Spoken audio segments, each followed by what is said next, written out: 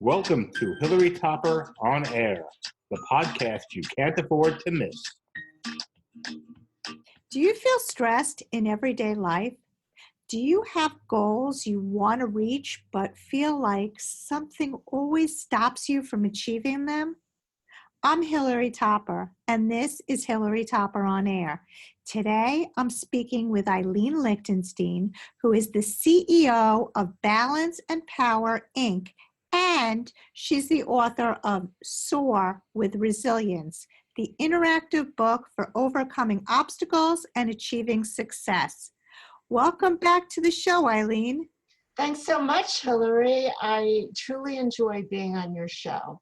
So tell us a little bit about yourself and your background.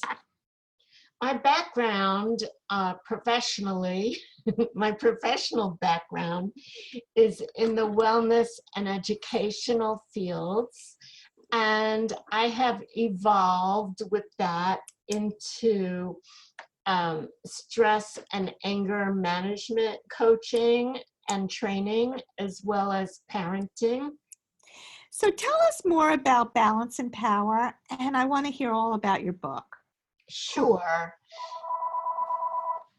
I help individuals and organizations to soar to their highest heights of productivity and performance, which may be the same thing, by the way, and happiness. So happiness is the added factor here.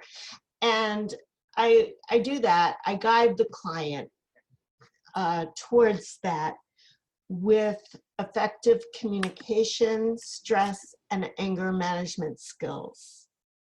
Now, I know you could work with anybody, but who is the typical client? Is it an athlete? Is it a business owner? Is it a mother who has 3 children under the age of 5 at home? Well, I have worked with all of the above, and you did ask specifically, who do I see the most? Mm-hmm. I'd say stressed execs. Okay. Whether they are business owners or employees of a business, and possibly mother of 3 and a stressed exec. Uh-huh. Right. Uh-huh.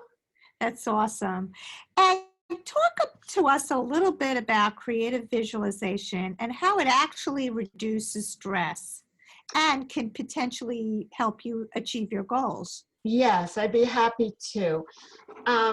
Hilary, I know you have, as I have, and I bet lots of folks in the audience have heard of the law of attraction. Mm-hmm. And this involves attracting what you visualize and what you really want without feeling conflicted about that in any way. And often people say, oh, it's not working for me. I visualize, I believe in that, and it's not working. And that may very well be because that person has inner conflicts about the goal. So that's what I can help with, especially.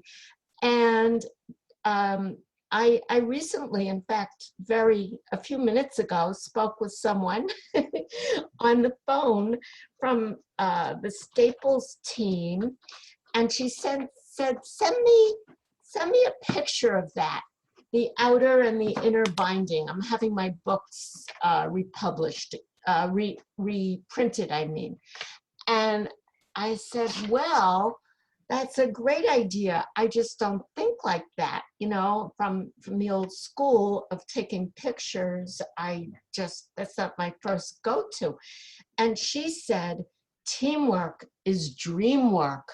And I almost fell off my seat because I'm looking at my watch and saying, I have to finish this in 5 minutes or do it in an hour, right? Because of this show. Right. Which, is my priority in this hour. So that is so perfect that she said that. I love that.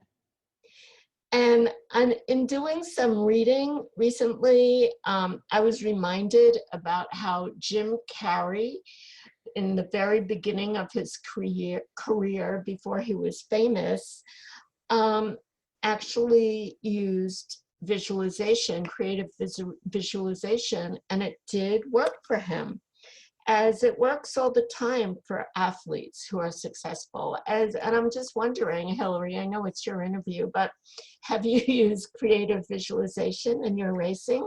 Yeah, I have. But what I'd like to know, I guess, from you is how to go about that. You know, for me, I've visualized the finish line, or I visualized me going through stages of the race and how I felt. Yes, You know, yes. I'm not, is that exactly how you do it? You'll kind of like map out the entire scenario in your head and live it through your thoughts? Yes, that is exactly how it is done. And Interesting.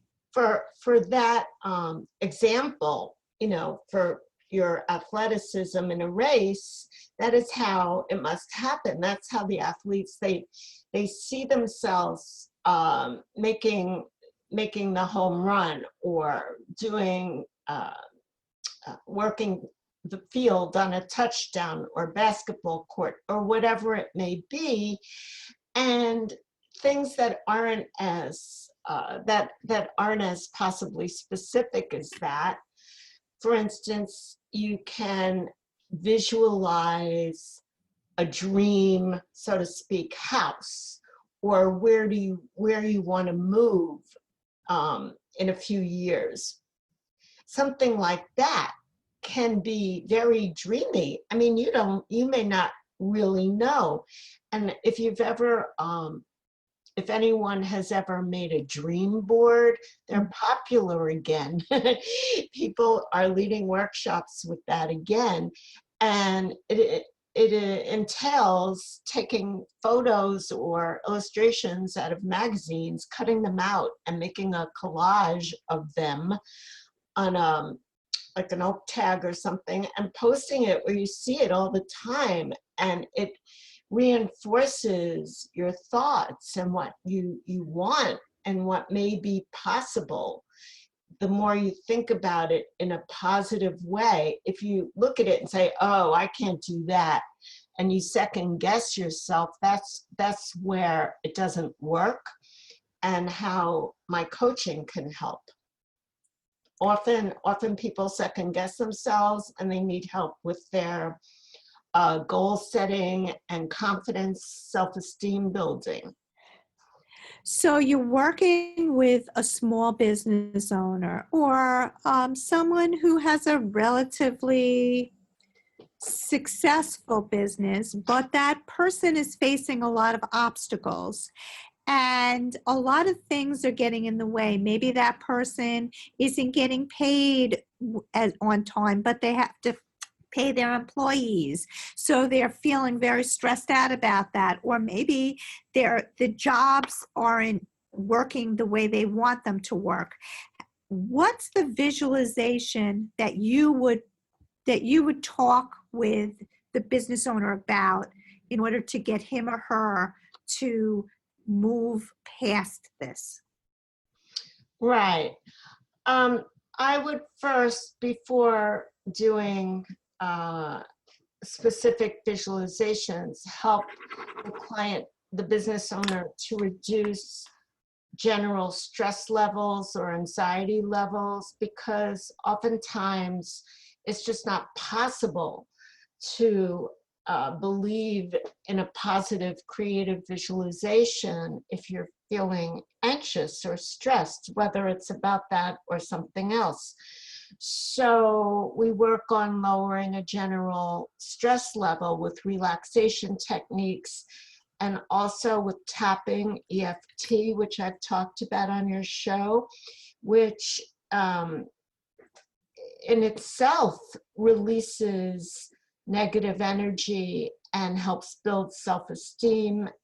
So it reduces anxiety plus builds self-esteem, and works towards goal attainment. So I would do that all, and then perhaps after a couple of rounds of the tapping and then the relaxation, I would present my interpretation of what the client wants, his visualization, and usually that's how that happens. So I want to touch on a little part of what you said about negative energy. There's so much negative energy around us. Wherever we go, I mean, it's just been the last couple of years that there's been just a lot of negativity. How can we turn that negativity into positivity? Yes, it's very difficult these days with almost anything possible to happen. So it's important to be realistic as we walk around or drive around and understand that there's a good probability that there will be traffic or someone will cut me off if I'm driving or whatever scenario you're in, not to be negative or pessimistic, but I'm calling it realistic. Yeah. And with that said, with realistic expectations, the disappointment levels are not that high. So if you can take whatever negative energy is out there in stride, so to speak, if you can't listen to the news, then don't listen to the news. Mm-hmm. That's okay for most of our business executives or small or business owners not to listen to the news unless it's totally impactful on their business, right. And that's different. So I'm just saying, understand what your stressors are besides the world out there and try to avoid them. I love it. I love it. So tell us some creative visualization techniques that we could practice on a daily basis. Okay. What works for me and what I share, I love sharing this, Hilary, and maybe you do this too. Before popping out of bed in the morning, I stay there with my eyes closed and visualize my day. Each thing that I have very well planned. If it's a day off, I may not do this, but I'm talking about a working day now, okay? So it includes down to the detail what I may be wearing or thought I was going to wear. So that's me. Maybe someone who's listening doesn't need to do that outfit part. I don't know. Some gentleman said to me, can't you just like look in your closet and pick out that day? Well, honey, no, I don't do that if I'm being interviewed by the press or whatever. Right. So, which is what that was about. So I see each thing, and I am usually okay with each thing. If I feel a hint of anxiety about it, and I know what my physical cues are, and it's really helpful to understand, folks, to understand what your physical stress cues may be, whether it be a tightening of the belly or quickening of your pulse. There's lots of different things that happen to people. So if you feel that uncomfortability about something you visualize and it's in your control or in your power, so to speak, to change it, listen to your body, listen to your intuition talking there, your mind body together. And if you are able to do that, so, it may be someone else's realm to change that. And then perhaps you can discuss it or in some way address it so that you feel better about it. So I do that. And then usually I try to make it a regular practice. And it's much easier for me personally in the nice weather because I go outside on and listen on my deck when I meditate. So it's really challenging for me in the morning in the winter to meditate, and I know it's helpful, so I do it most of the time. Wow. And that is not, it's the opposite of visualizing, is clearing your mind, not thinking. Thoughts can pass through and just let them go, let them move on and say, I'll look at you later. This is not the right time. Okay, so after all that, then that's kind of your setup for the day. And it can be very helpful. Huh. So interesting. Thank you for sharing that. So before we move on, I just have to say that I am so appreciative of our sponsors and must thank them. Please support our sponsors and tell them that you heard about them on Hilary Topper On Air. Special thanks to the Russo Law Group, MedPro, once again Nut Butter, and Fortunoff's Fine Jewelry. So Eileen, back to you. Okay. Talk a little bit more about your thoughts of the law of attraction and how it relates to reducing stress. Sure. It's been around for a long time. And at the beginning, people were saying, oh, this is new agey. I don't know if it works and all that kind of talk.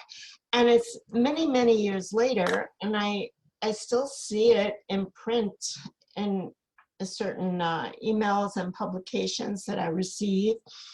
So I think it's still out there, like in the public eye, if you're looking for it.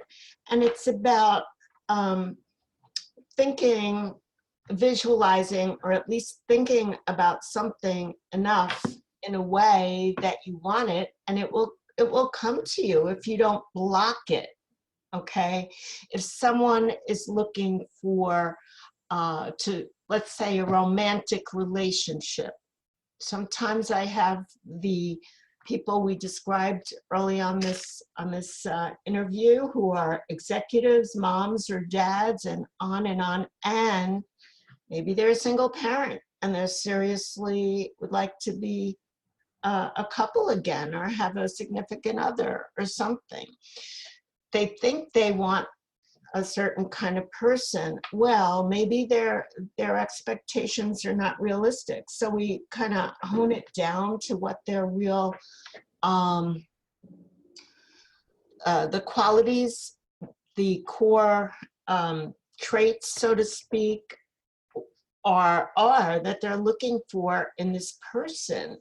So it's kind of breaking it down into very clear concepts, nothing too big. It has to be specific.